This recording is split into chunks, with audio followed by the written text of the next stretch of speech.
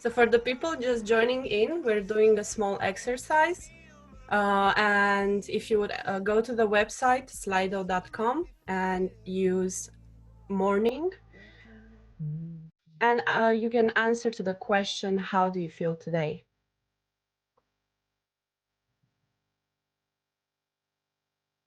It's so beautiful. I always love this moment when the cloud is starting to create.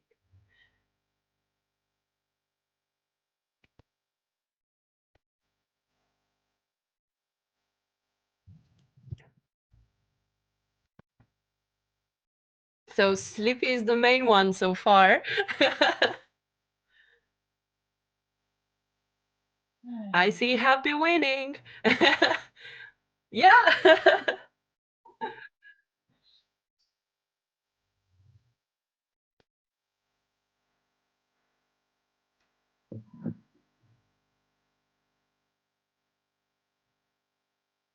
I love because we have sleepy, but we also have amazingly asleep.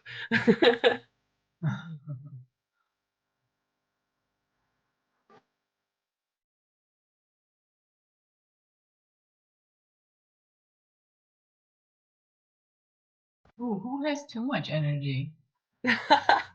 Share with us. I know, that's awesome. And I want to know, have you slept yet, or are you going to sleep after this? Because that's awesome. Oh, I can't wait to begin. That's awesome. Me too. Wonderful.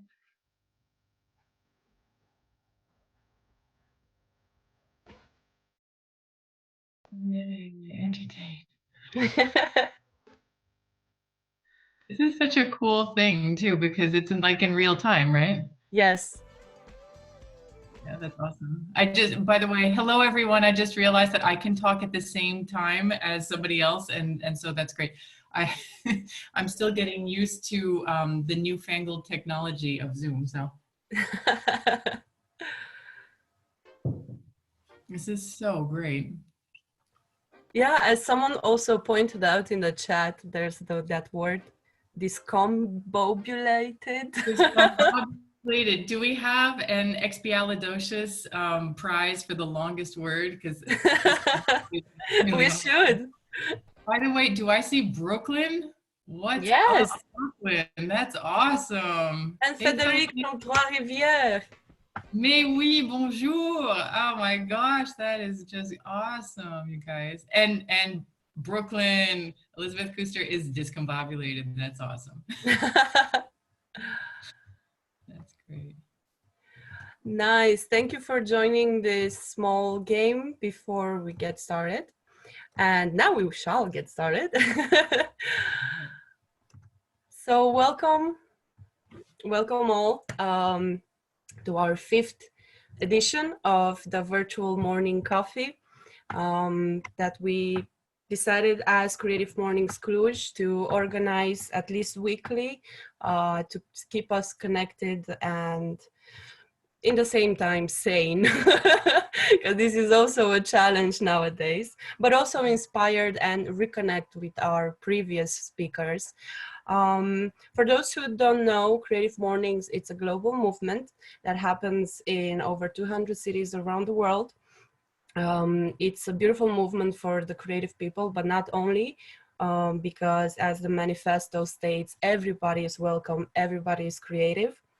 Locally, we're organizing Creative Morning in Cluj for almost 2 years now. And of course, the global movement would not be possible without the support of the global partners, WordPress, MailChimp, and Basecamp, and at the local level, the support of the co-working space Cluj Hub. As I mentioned, Creative Mornings, it's a global movement. And this is a wonderful opportunity for you to actually travel around the world, even from your own sofa. So if you go to the website, creativemornings.com, you can discover the upcoming virtual events that are happening all over the world. as you can see today, you can also travel to Belfast or Nashville, Vancouver, and next week also. So everybody managed to adapt in a beautiful way to make these virtual events, but also you have the option of the field trips, which are basically like some kind of small workshops or for example, yeah, you can have from mindfulness to discover your inner strength, or even magic. There was a magic workshop. So I invite you all to discover this. And also another beautiful feature from the website is the Creative Guild, where you can find projects or jobs all around the world. There are so many companies and even big ones, for example, Netflix, who are constantly looking for creative people all around the world.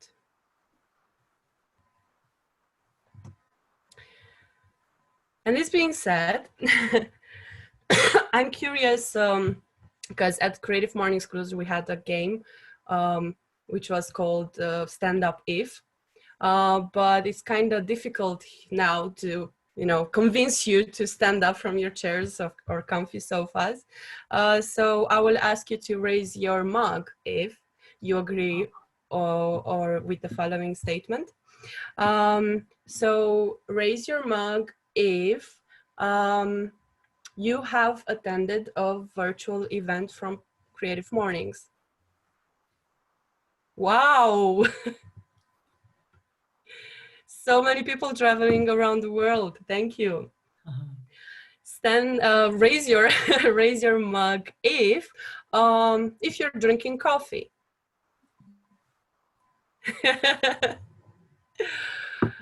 And raise your mug if you are actually really excited to hear what inspiring talk Elizabeth has for us.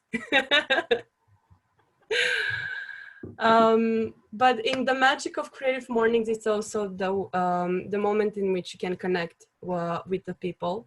And we also offer this connection even virtually. There's the option of the breakout rooms. So for 3 minutes, I will randomly divide you in virtual mini chambers where you can get to know the other people from the community. Or the small challenge I will ask you today is to share what new passion or hobby you have discovered while staying at home. So you will receive an invitation, and if you want to join, you can join in. You will be around 4 or 5 people in the room for 3 minutes, and then you will come back into the main chamber. And the rooms are open. Welcome back, everybody. Okay, we're back. We're back. Yes, welcome back. How was it? Oh, it's fun. We've got people from Dubai here. We've got people from Cluj here. I love this global mornings. This is awesome.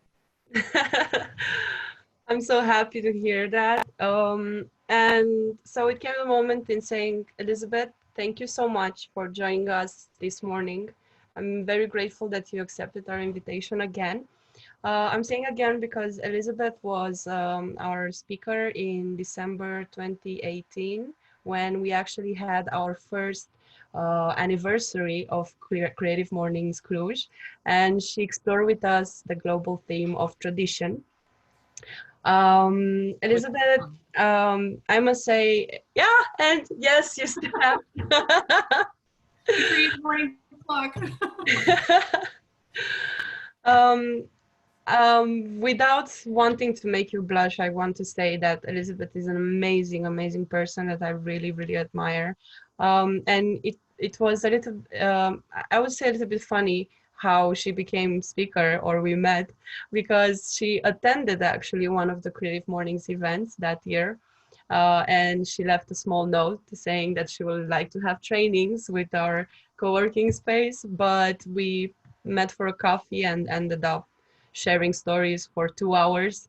Uh, and she gracefully accepted the invitation to be our speaker. Um, I don't know if she wants to share more about herself. I will let herself, because I'm sure you also read the description. So without any further ado, we can. I invite you to clap from each one's comfy room and invite Elizabeth. Thank you. Thanks. Hi, everybody. I'm so glad that everybody's here. Again, I think modern technology is incredible in these circumstances. As many of you might know, because I do see some familiar faces here, I am tricultural. So I have family on both sides of the Atlantic. And some of you may or may not know, but I also had family on my father's side for 3 generations in North Africa and the Middle East. So it really means a lot to me that I'm seeing people from literally all over the world, and we can just share a cup of coffee together. And maybe we've met each other, maybe we haven't, but hopefully we'll stay in touch after this. I think it's just incredible. The me in a nutshell, I'm a New Yorker who left the States to go to Paris and study my passion further, which is music. I'm a conductor. It's funny to think about who you are. I just wrote my first blog post because I had been wanting to do that for a long time. And so I finally said, okay, you've got to do this now. Because there are things that you feel that you want to say, and sometimes you just feel like, okay, this is the time that you want to try to start saying some of your thoughts and feelings. And the question is, who are you? Who am I? It's a funny question because you can answer it in so many different ways. You can answer it as, what do people perceive me as? Or what am I expected to be? But I think the most interesting and kind of the deepest layer of that onion is, who do I know that I am? Whether anybody else knows it or not, what is my truth? Who am I for myself? And then everything else kind of is built on top of that. So that's an interesting question that I kind of challenged myself to answer. And so I'll tell you, me in a nutshell: a mother, a wife, a friend to many people, and thank you very much for that opportunity. A teacher, an artist, a fighter, and all of these things. And I bet you that you all are like that too, because anybody who is out there today, we are all fighting in our own ways, big and small, day in, day out. And we are all creators. As Stefania said, it's Creative Mornings, and Creative Mornings is for everybody. Whether you create visually, you create with your education of your child, of your dog, of your neighbor, whether you're writing something, whether you're, doodling, we're all creating on different levels. And if we tap into that, I think that's kind of a direct umbilical cord towards our essence. So I think that's who I am in a nutshell. And I'm here in Cluj. I spent like over 15 years in France, and then we made a big jump to come to Cluj 6 years ago. So those are my 3 pillars these days: New York, Paris still, and Cluj in Transylvania.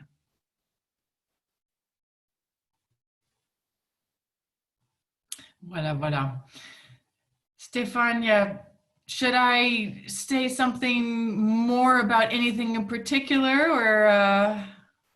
Yeah, whatever you feel like sharing with us today. Well, I think I was thinking about how time is relative these days. I mean, I don't know how you all are feeling about time.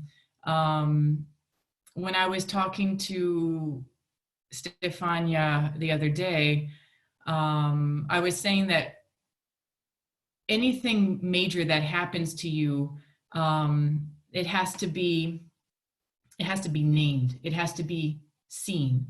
If you don't name it and you don't see it fully, you cannot begin to tackle it or to handle it. And so I said, we have to call this by its name. It is a crisis. What we're living in now is a crisis. And I want to say at the same time, it's not okay. And it's okay. It's not okay because it's scary. It's uncertain. We don't know what's happening. We don't have control over a lot of things. And that is all true. And we have to name that too. We cannot turn a blind eye to it and let that kind of invisible monster grow because we didn't have the strength to take a look at it and say, okay, this is who you are. I see you. I see you uncertainty. I see you fear. I see you all of these negative things that we are afraid of and we don't want to see. But once we have that strength and once we can relax enough to get into that truth, then we can start to look around. You know, yesterday I wrote, I don't know if you guys know about Dylan Thomas, great poet, and he's the one who wrote Rage Against the Dying of the Light, Do Not Go Gentle into that good night. You know, it's gorgeous poem. And I was thinking about that, and especially in the culture that I was raised in, there's a lot of fight. You know, you've got to fight. You do not accept. If something is bad, then you struggle against it and you overcome it and you kill it and you defeat it. And you know, it's a very kind of pioneering. You've got to do that because you come up against a lot of difficult circumstances, and so you've got to overcome them.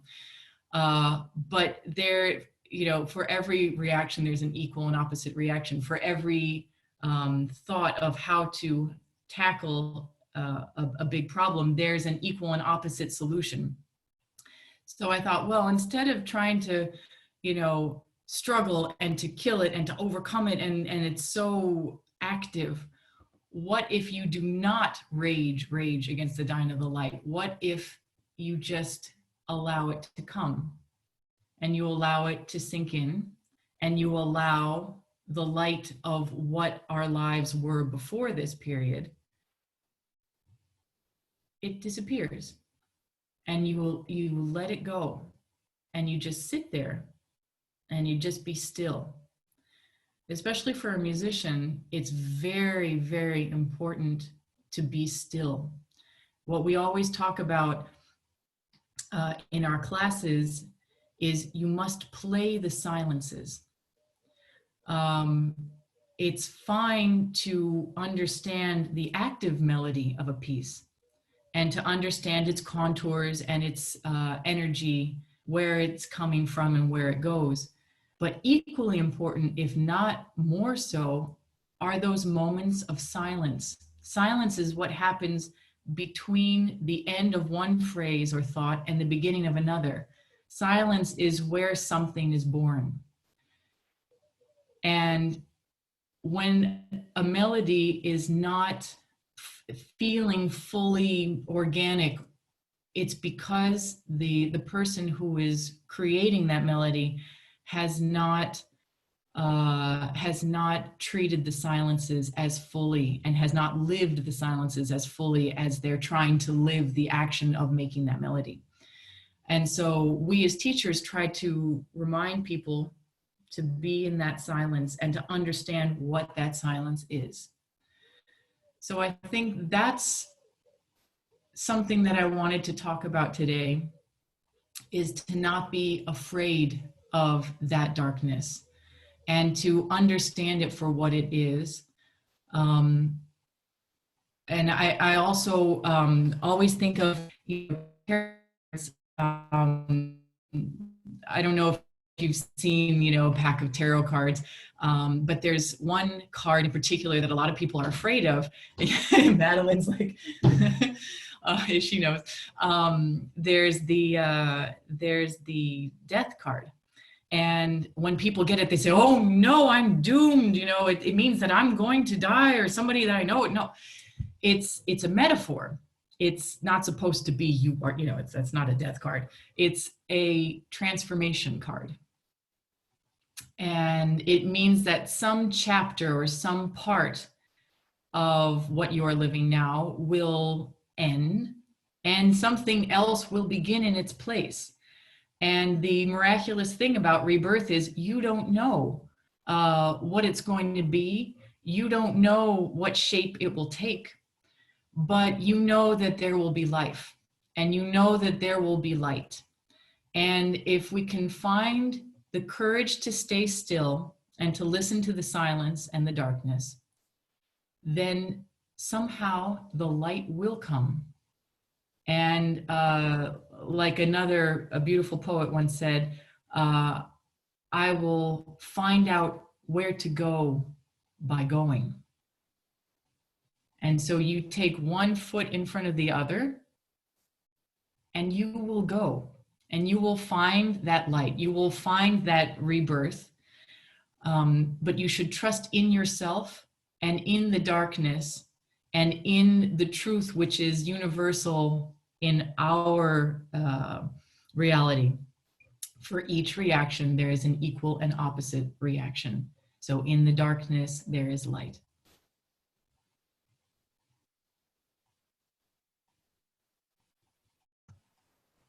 I would encourage if people want to, ask questions on the way, you can raise your hand or use the chat. Oh, cool. Raise your hand. That's awesome. You have the option at, if you go to participants, you should have the option of raising your hand. I would love to know how you guys feel about that, and if you are feeling that you are in the dark or that you have started to find a light, or if you're not there yet. I would love to know what you guys are feeling right now.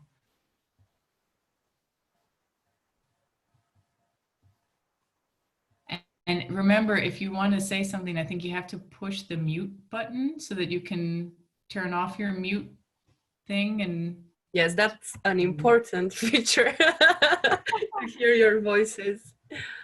Yeah, totally. I see that, for example, Madeline, are you trying to say something?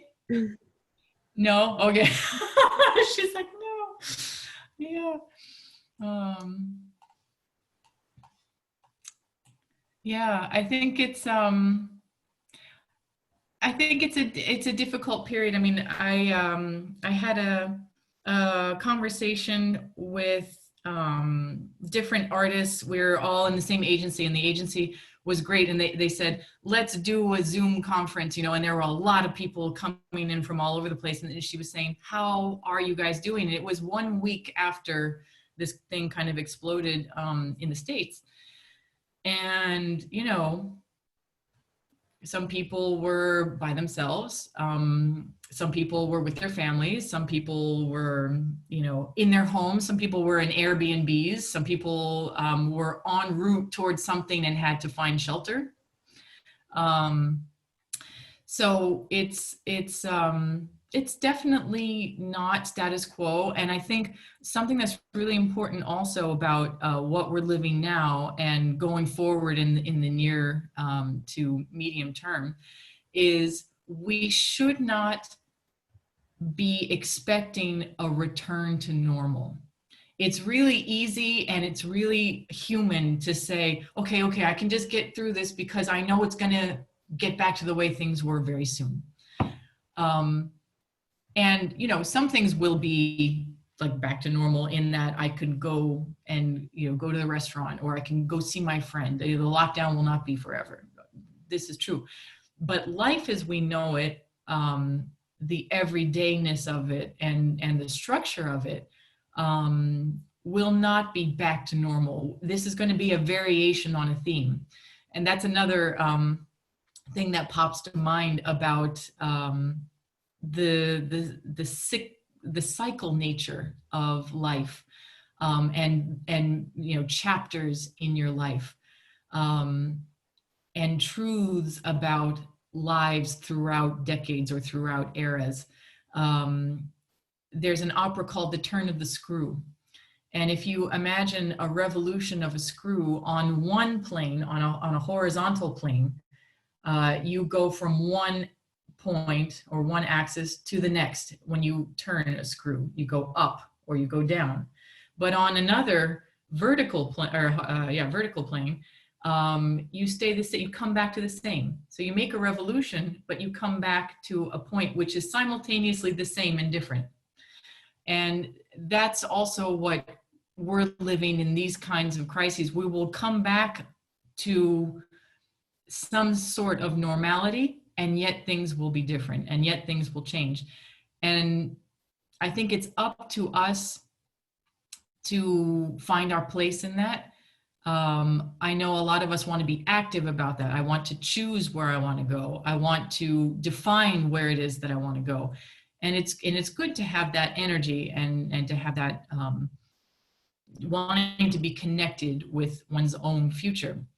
But I think it's also important to realize that life, especially in these times, is kind of like an improvisation. You're given a theme, and then you have to make your variations upon the theme.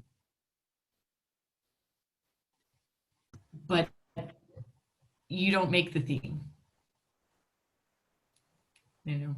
Wow. We still have a raised hand from Laura. If you you forgot the raised hand. Yes, I did, because I had written on the channel already.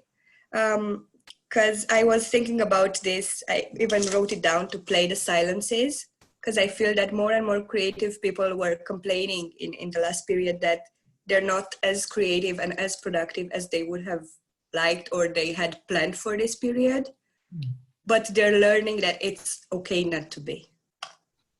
And yes, self included. Yes. It was a really nice thing you said. Elizabeth said, we have to play the silences as well. It's so true, you know, and think also, all you creative people out there, think that you cannot be in production all the time. You know, our minds are like a garden or like farmland. The soil can only be rich if you diversify and you let it fallow sometimes. You cannot produce the same thing 100% of the time. You're going to strip it of all its richness and all of its nutrients. So this is perhaps a time where you must let your mind or your creativity be fallow, and it's okay. And it's natural and it's normal. And when the cycle will come again, you'll feel the need to produce, or you'll feel the compulsion, because as you know, you are compelled to create. You are compelled to sing. Singers are like birds. I mean, you know, I equate creation and music with nature all the time. Singers in particular are like birds. The birds cannot sing when they're sad or when they're scared. They don't want to. It's natural for them. So don't force yourself, you know, in this time. If you're trying to make creativity, and be gentle, be kind with yourself. You know, a composer once said to me that you have to, in order to compose and to be a great composer, you have to compose every day. Well, yes, because you get the process of getting into contact with your craft and doing it in all kinds of situations and so on.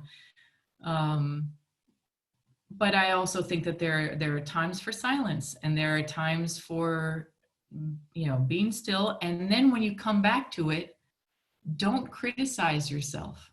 Don't analyze yourself. Just be in the moment of creativity. And if you're rusty, if you don't sound as if you did, or the ideas don't flow as freely, that's okay too. That's normal. And it's just one step. So, you know, don't put pressure on yourself. Be very kind with yourself. And if you can, be kind with others as well, because they're going through many similar things.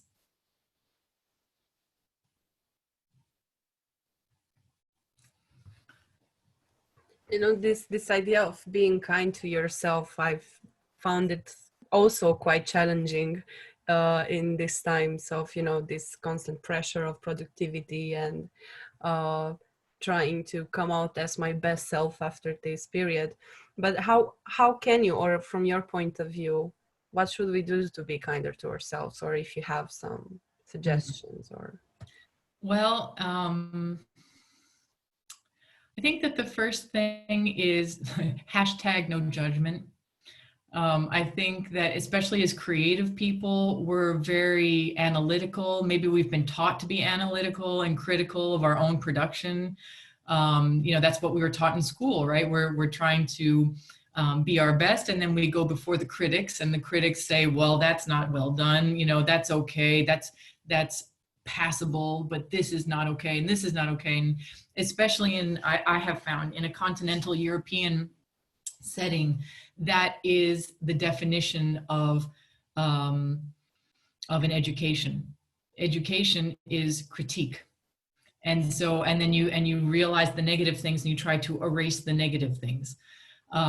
In the United States, it has been my experience in general that we err in the opposite direction. We especially these days, I don't know, I didn't grow up with this, but it has become this somehow, that everything is wonderful and, you know, everything is an immediate success. And I think, you know, that also gets, you know, distorted and kind of out of proportion, but we're kind of somewhere in the middle. Anyway, don't be your inner critic, is the first thing, because if you want to say that something is wrong, that's probably right. If you want to say that something is right, you're probably right. So it's up to you. There are always so many ways in which to look at the same thing. So I think the idea with in regards to yourself and your output or your state of mind or how you did today is not so much the facts, but it's also your attitude towards the facts. For example, if I, you know, get up, take a shower, and make my first meeting, these days, that's awesome. You know, that's a real achievement. Whereas, you know, back in the olden days, maybe that would just be, you know, par for the course. That would be nothing exceptional. But, you know, or these days, let's say I actually looked up a recipe and made a healthy meal and did not do ramen once again, you know, that is an achievement, and let us, you know, see that for what it is. I think that's part of being kind too, is realizing that you should not have some unattainable standards, you know. I used to have a lot more time to be with myself and my music. I do not have that now. I have taken on 2 other full-time jobs. I am a homeschool teacher, and I am responsible for all of the meals and you know, of my house, and I have to take care of my house, and in a way that I didn't have to before. And you know, and that it is what it is. Now I can feel frustrated about the fact that I don't have the luxury of spending time with my art and my thoughts, and you know, I could feel frustrated, but that would be dumb because there's nothing I can do about it. And I get to do other things. So I choose to look at the moments where I'm spending time with my daughter, educating her, which I didn't do before. Before she went to school. Now she goes to school with me. I get to see now how her mind works. I get to know her as a student. That's a privilege. I choose to see it. It is objectively so, and I choose to see that objective truth. I get to know what my family is eating. I get to make sure that they're having at least 1 square meal a day. I won't say that I'm a great cook and I do, you know, boeuf bourguignon. No, but you know, instant oatmeal. May I just say, instant oatmeal is fantastic. It's so simple and it's healthy. So, you know, these little things like that that can do good for you, that they're easy. And you know, I mean, I grew up on the Upper West Side in Manhattan, and it's a large Jewish intellectual population. And one of the things that I would always hear is, what are you going to do? You can either laugh or cry.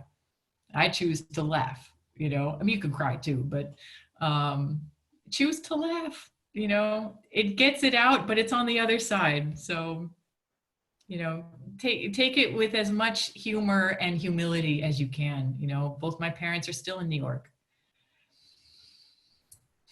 Take each day as it comes. I think I should write that on the mirror, you know, in the bathroom. As a I should write it on the bathroom. Just take it as it comes. Yeah. Before we take the question from the chat, Laurent had his hand up if you still want to address. Yeah, it was very interesting, the correlation with the tarot card of death. It was really poetic and very nice. Thanks for that. And it brought me up a question.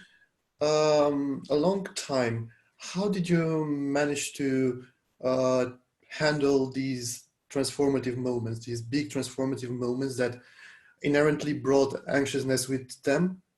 And which were the resilience, methods that you used to overcome them? That's a great question. Thank you. Well, I can talk about one in particular. I mean, I've had several moments, as I'm sure we all have, of transition and kind of going into the unknown. One that stands out right now was the one that brought me here to Cluj, to Transylvania. When I came here, I was a young mother. I had my 4-month-old daughter. I did not speak any Romanian. I had visited a couple of times, and here we were, and it was a 40-degree summer. We had construction. We were living off of Tourzy. Tourzy was being completely torn up. I could not literally go outside because I couldn't walk with the stroller. It was very claustrophobic for me in some ways because I couldn't speak. I couldn't move really physically. My own body was not the body that I knew before. I was still in transition with that too, and that was very new and scary. I'll tell you what's very strange is when your body changes, and usually it's you, and you know you as yourself, and you're trying to relate to something external. But when your body is itself changed, that can be very destabilizing as well. So that was an intense period, and I didn't know what was going to happen in my professional life. I knew I wanted to take time, but I didn't know what that would mean. And especially in the profession of being a conductor, there is this kind of constant pressure of you've got to be out there, you've got to show people, you've got to, see people, have FaceTime, otherwise, you'll fall off the face of the planet and everybody's going to forget what you do or, whatever. And I just found that I just didn't care about that anymore. That became noise, and I said, it may or may not be true, but I just don't care about that right now. So I think that's the first thing, is shutting off noise, because whether the noise is true or not, these talking heads on TV, they're telling us all kinds of things. And it's, you have to be aware. I'm not saying don't read the news, but you can't let the noise disturb you, Okay, it may or may not be true, but now that's becoming noise to me and it's disturbing me, and I have to turn it off. I have to protect myself for a while. So that's the first thing, turning out the noise. And the second thing is changing perspectives.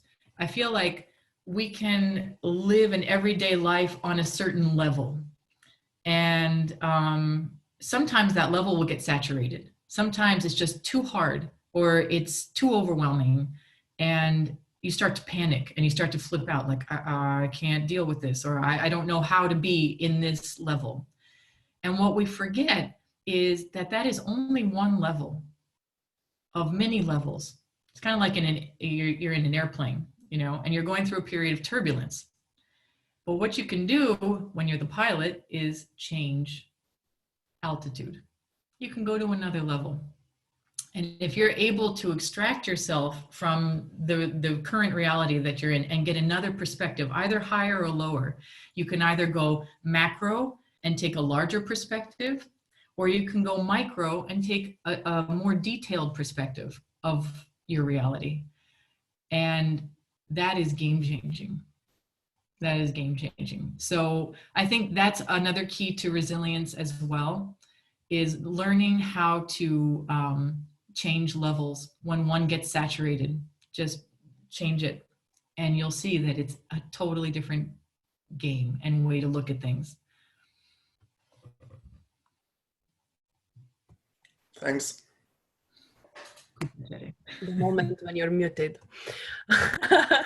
We had another great question, but unfortunately she had to leave, from Audrey from Edinburgh. And she was wondering, talking about protecting yourself, how do you find the balance of being sensitive to others whilst making sure you protect yourself from going too far in empathic sponge-esque overwhelm? Oh, yes, that's such a great question. Oh, especially for creative people. Oh my goodness. My daughter, who just turned 7, said to me, "Mommy, I'm not brave." I said, "What do you mean you're not brave? Of course you are. You're a very brave girl." She said, "No, Mommy, because I'm afraid. I'm afraid of things."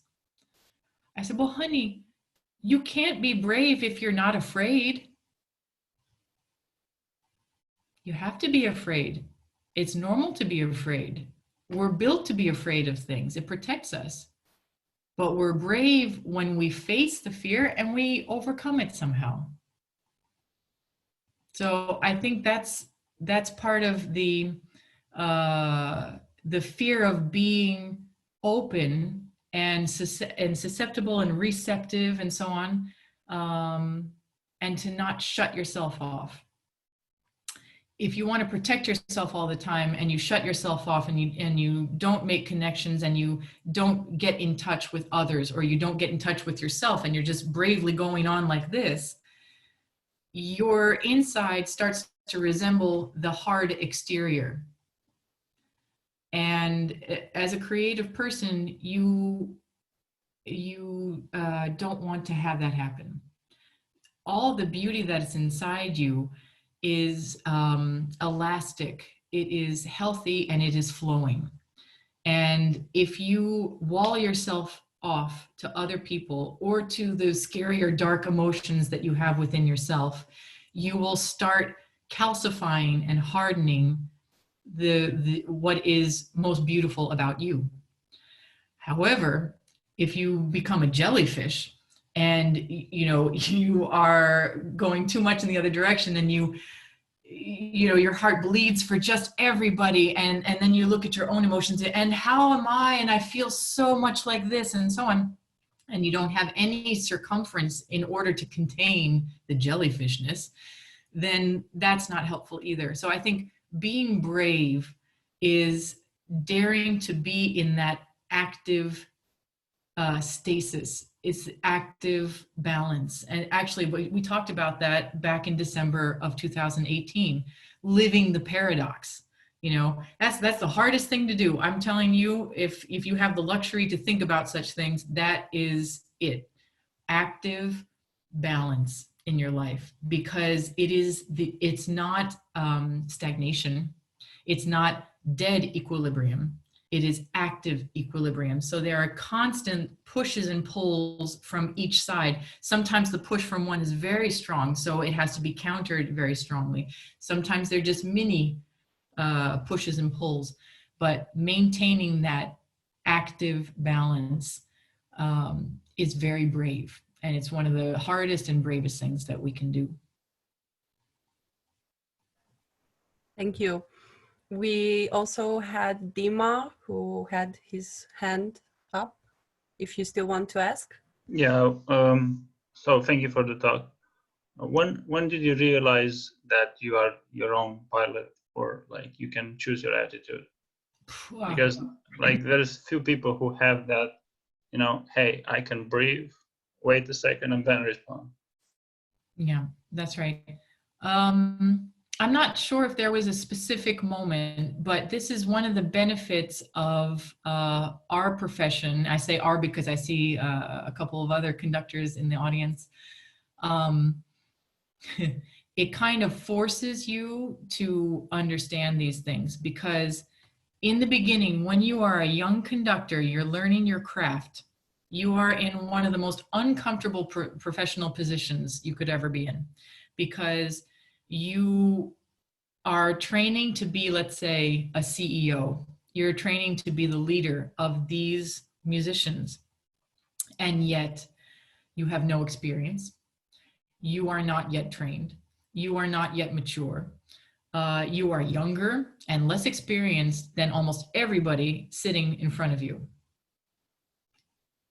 Oh, you know, and yet you have to be trained. You have to have these experiences, and you also go in thinking that you're the best ever, and that if you just are really strong and you just tell them and you are speaking on top of them and you just push your way through, that's the way to lead orchestras, you know. And if someone dares to speak up, well, then you just speak louder than, oh my gosh, I can't tell you the amount of young people who think that that's the way to conduct, or that's the way to lead. And especially in classical music, we're a little bit behind the times in some aspects, and a lot of people still think that that's the way to lead. And when you start to realize that that isn't it, then you start to realize that you don't have to play that role. You don't have to accept what people have told you. You have learned it, you have absorbed it, but you don't have to accept it blindly. And that's when that's the road to, okay, well, if I don't accept that, then what do I accept? If I don't want to hear what person A has to say, what about person B or person C? And that gets you going on another adventure. So I think it was probably maturing as a young conductor and seeing instinctively, I hated those despotic, you know, examples of so-called leadership. And I was searching for something. I was searching for something that felt more authentic, or felt more less destructive. And that's when I started to say, well, maybe, you know. And the other thing is, I thank you for this question, because it's very interesting. The other thing is, if you don't have a role model, you have to make one up anyway. So, you know, especially in our profession, I mean, we are anywhere from 1% to 4% of the female conductors are from 1% to 4% of conductors in the world today. So our numbers are real low, which means that I didn't get to see a female conductor in front of an orchestra before I was an adult. I just didn't see it. And that's only one person. Can you imagine if you only saw one person doing what you want to do, and maybe that person is not like you at all, you know, then what do you say? Well, I'm not like that person. That's the only person I saw like that, so I guess I'm not that. No, you create, you know, where there is the nothingness, you create. And it's actually a great freedom, because if there's no role model, well, you can do whatever you want. So you get to play with it a little bit. You know, just be brave enough to play. Thank you. We had another question from Mihai Florin, but I don't think I understand it completely. So if you would like to address yourself.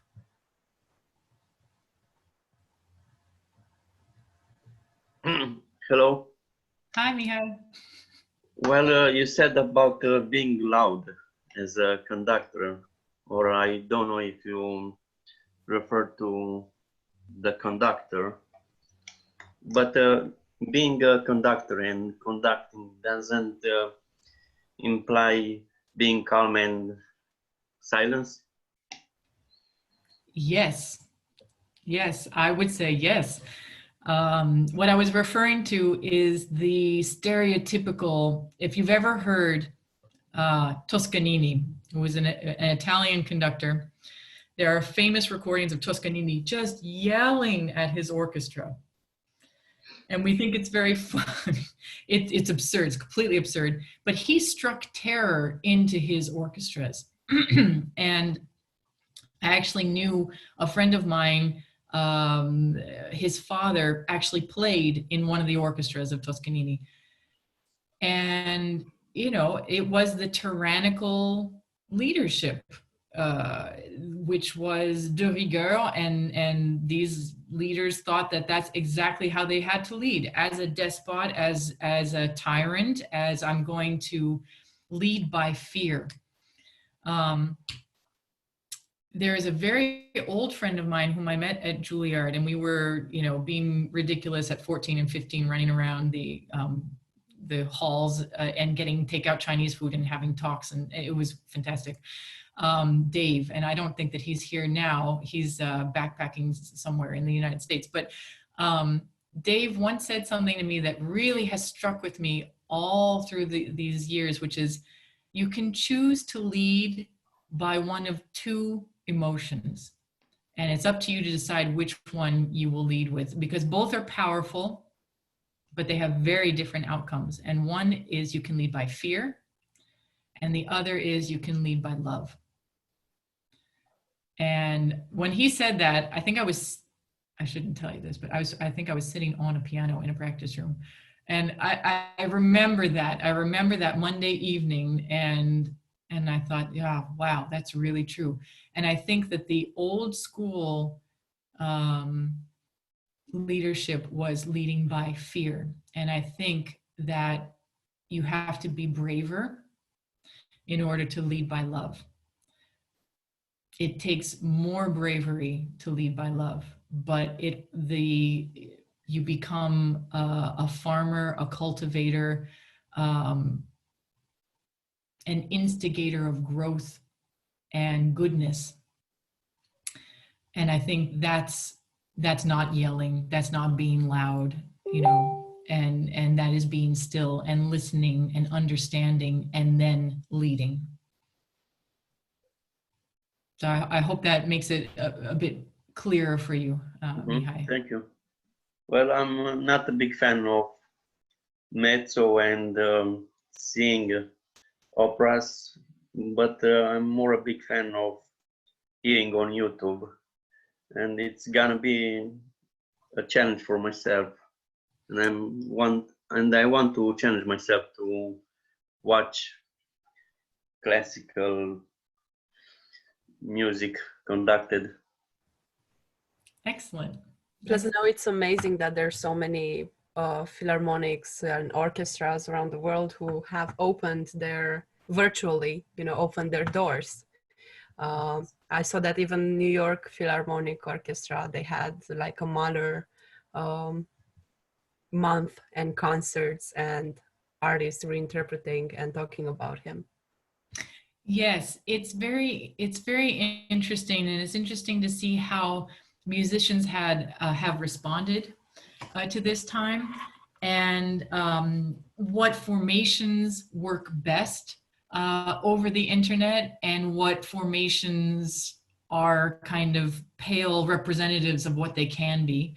I think there's some very smart people out there doing very smart programming. I mean, the Dallas Opera, for example, and David Lomeli and Ian Derer, that whole executive administrative team has imagined kind of like a TV station, a YouTube TV station of different shows about different aspects of opera life, which is really fun. So they made a late night show, kind of like, I don't know, David Letterman or something like that with a soprano. They have like a cooking show and a Lifetime show. They have a funny thing. I mean, it's brilliant programming. And that works a lot because it's something that can be transmitted and shared by one or two people and then broadcast to a larger audience. I think there are some very valiant efforts too. I have a friend in Buffalo Philharmonic, and they just did a recording of Stravinsky Firebird. The message is very poetic, and they all got together and individually cut these tracks that someone put together and mastered. And it's a lovely sentiment, and it's a lovely message that's very important. But what I think is very interesting is, if you want to make music in real time, like chamber music, our technology will not permit us to do that yet. We've tried, you know, I'm teaching over the internet with, I wanted to start out with a group of 3. And one was playing piano and the second was conducting. And it reminded me that you must be so immediately connected with your fellow musician in order to make this synchronicity possible. And although we were kind of like, okay, well, that was interesting. Let's move on and, you know, do something else because that's not working. But it made me aware and even more appreciative of how special and beautiful coming together and making art in real time is. So the next time that, you know, you'll have the occasion to go see a chamber music concert or to see an orchestra concert, you might think about that this sense of immediacy and connection is really something very precious and valuable and beautiful to behold.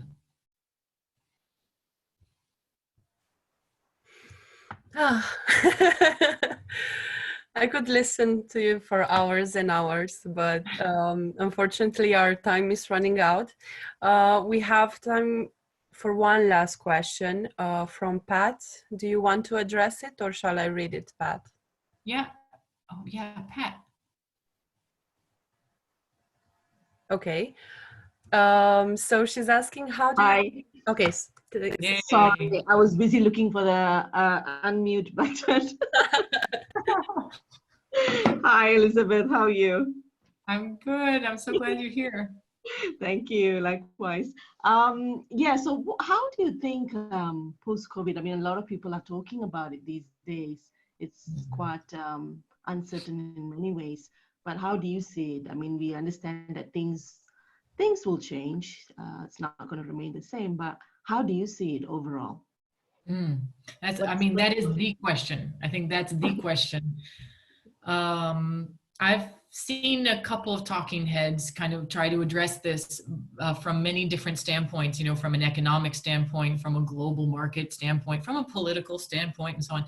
And I think they're all obviously very important. They need to be addressed. There are a lot of, you know, different parts of the equation that are being recalculated and evaluated almost on a daily basis these days. I think one thing is for sure, we don't know. Yeah. And I think another thing is for sure, we can make this an opportunity to make some choices. We don't have choice for everything, but we can make some choices. For example, I was recently asked to sign a petition about musicians who make it a point to say, I will not travel irresponsibly, which is a big thing for musicians because we normally have to go where the gigs take us. But to say, I will not take the plane systematically, I will make sure that I will do better with my schedule, if that means taking the train and taking more time in order to get there in a more eco-responsible way, or to take fewer gigs and be more invested in my local and regional communities. I'm willing to do that, and I'm proud of that choice that I want to make going forward. That's just one example, but I think we were talking about that active equilibrium. I think that it's a great opportunity for us to remember that and to try to achieve that, you know, more than ever. I mean, now we're forced to stay home. We're forced to have interactions in a very confined space and with a very select number of people. I think as the floodgates will open little by little, we should take care to not be overwhelmed, you know, and accept everything, but to make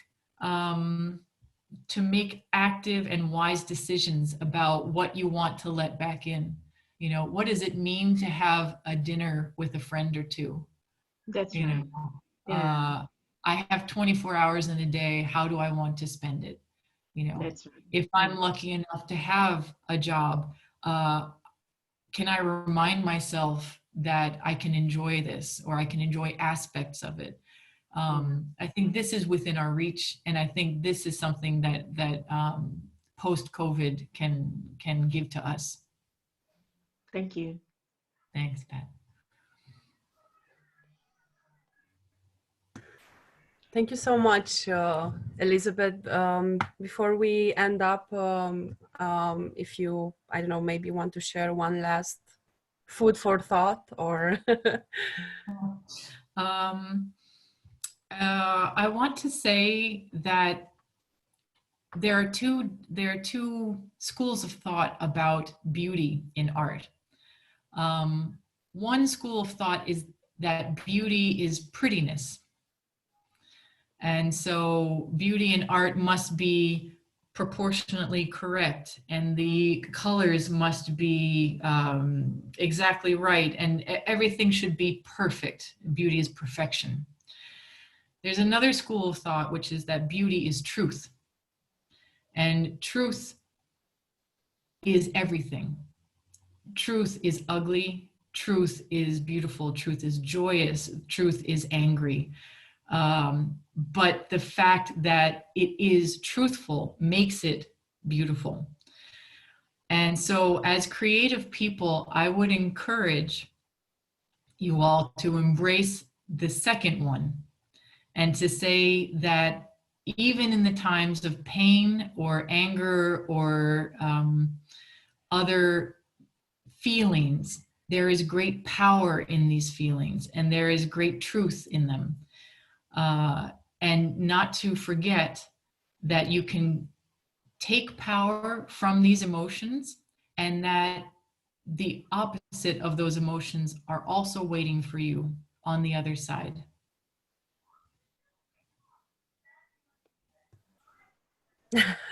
we can see some clapping around.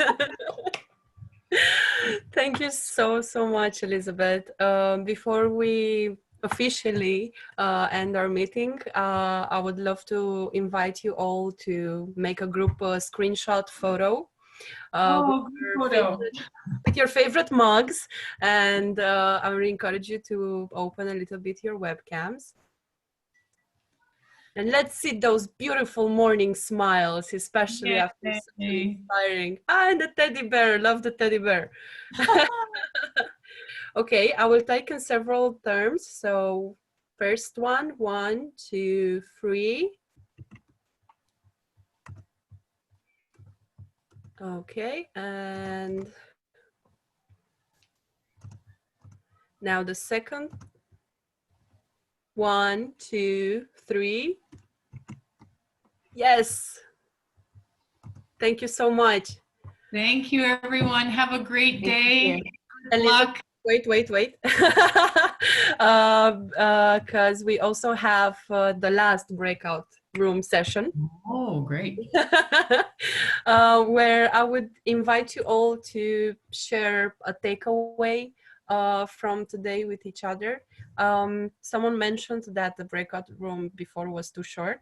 So I will try to make this one for 5 minutes, if it's okay.